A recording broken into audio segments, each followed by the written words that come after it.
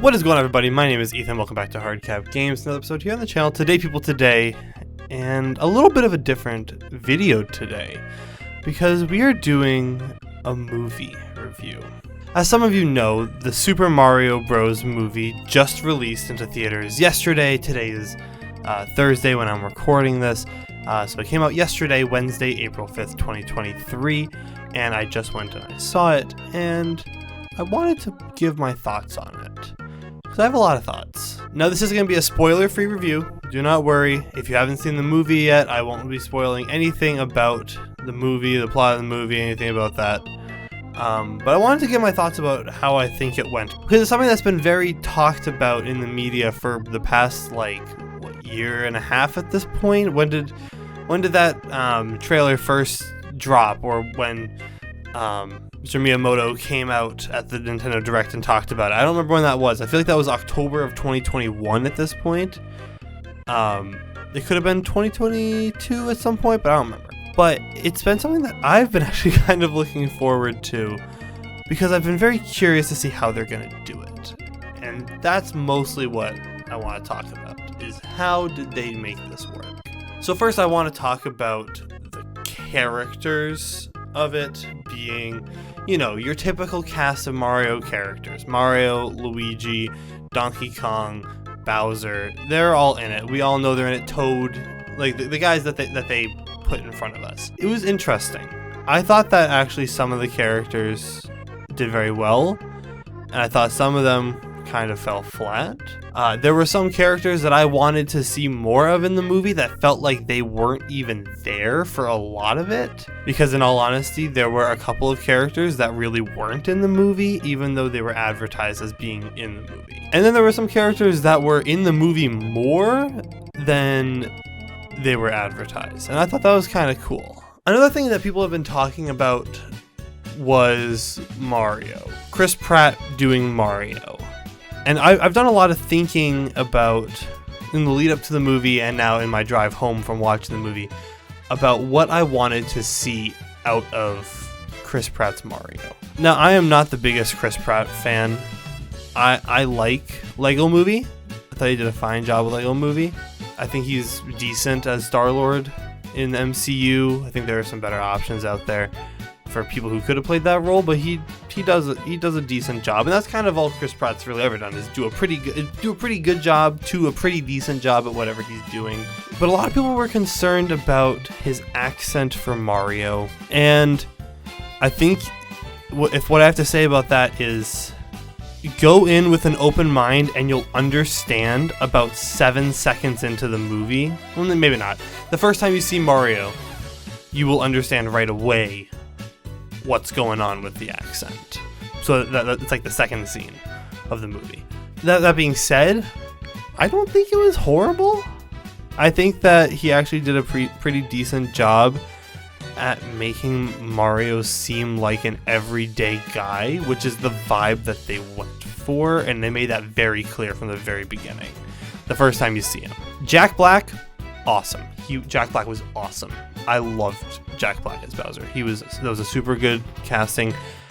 I didn't quite understand Keegan-Michael Key as Toad going into it.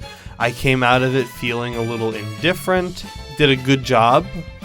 Didn't feel like Toad, if that makes sense. But as I'm watching the movie, I'm thinking the number one criticism that people had for this movie after the first trailer was that Charles Martinet was not voicing anybody really in the movie.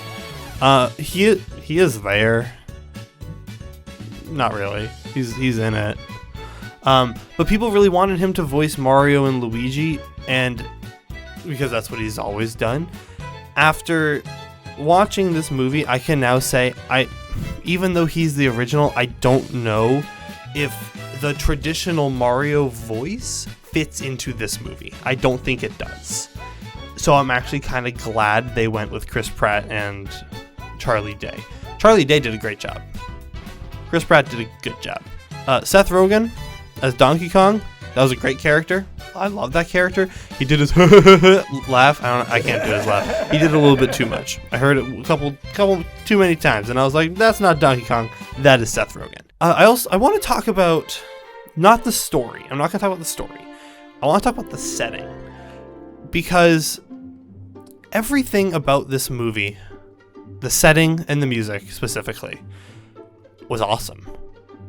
Really well done. It looked really crisp. Like sometimes Illumination movies look a little claymation-y, if that makes sense. Like they look like 3D images projected onto very 2D backdrops.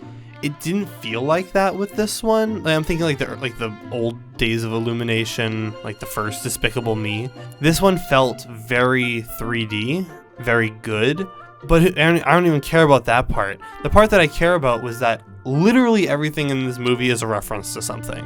I went and I saw this movie with a friend of mine, and the entire time we were like, oh my god, that's the Mario Galaxy music from here. Oh my god, that's this thing. Oh my god, that's this. And like there were things that I didn't even pick up on until they came back around a second time. As like, oh, we're gonna revisit this area real quick, and then I noticed something. I'm like, oh my god, there's this thing from this. Like, oh, in the background right now is the Mario Galaxy 2 theme or whatever. Like things like that. I just kept noticing, and it really feels like Illumination kind of let Nintendo take the wheel with this one. They were like, you tell us what we want to do. Or you tell us what you want us to do, and we will execute on it.